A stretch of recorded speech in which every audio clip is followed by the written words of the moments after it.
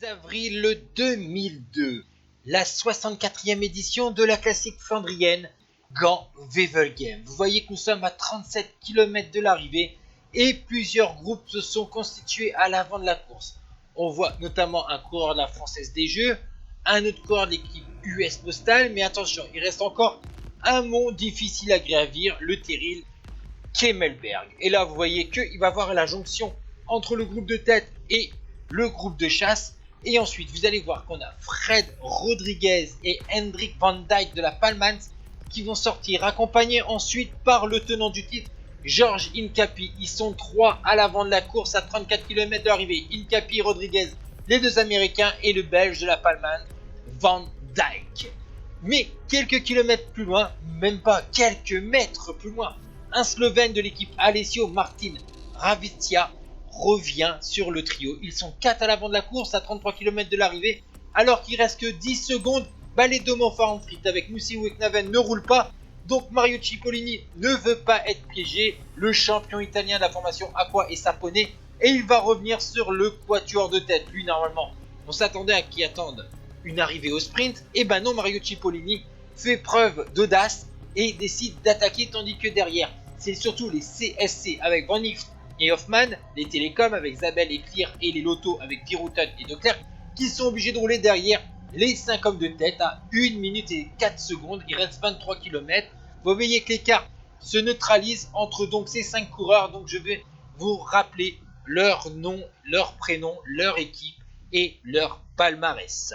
On a donc Mario Cipollini de la formation Aqua et Sapone, vainqueur de Milan-San Remo, d'une étape de Tirreno et du Tour méditerranéen, vainqueur de Gand-Wevelgem 93, quatrième en 95, 35 ans, c'est lui normalement le plus rapide au sprint. Fred Rodriguez, champion des États-Unis, deuxième de Milan-San Remo derrière Mario Cipollini de la formation Domo Farm-Fritz. George Hincapie de l'US Postal, vainqueur donc en 2001 puisque c'est le tenant du titre, quatrième de Paris-Roubaix 2001 et quatrième en 99 de Gand-Wevelgem. Ensuite, on passe à des coureurs un peu plus inconnus au bataillon, même si Hendrik Van Dijk de la Palmans a quand même remporté 2 fois nos records en 97 et 2000 et le 3 en 97. Et le dernier larron, le Slovène d'Alessio, donc Martin Ravizia, 3e du Grand Prix E3 en 2001 comme principale ligne à son palmarès. Alors nous sommes à 6 km de l'arrivée, 53 secondes d'avance donc sur le groupe de chasse. Derrière, on est à quasiment 4 minutes pour un petit peloton qui n'a pas réussi à suivre notamment les attaques dans les différents monts.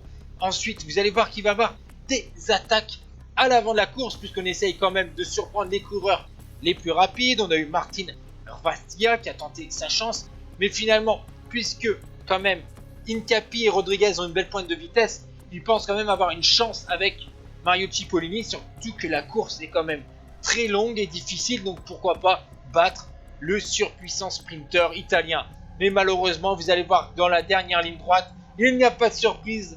Mario Cipollini décroche donc pour la deuxième fois de sa carrière la classique Gand-Wevelgem. Il devance Fred Rodriguez, George Hincapie, Hendrik Van Dijk et derrière Martin Ravizia finit quelques secondes encore derrière. On voit le ralenti de ce sprint victorieux de Super Mario qui a fait preuve d'audace, comme je vous ai dit sur cette course, au lieu d'attendre le sprint. Il a été offensif et il justifie ce choix. Voici donc le top 20 de ce Gand-Wevelgem 2002. Ciao tout le monde.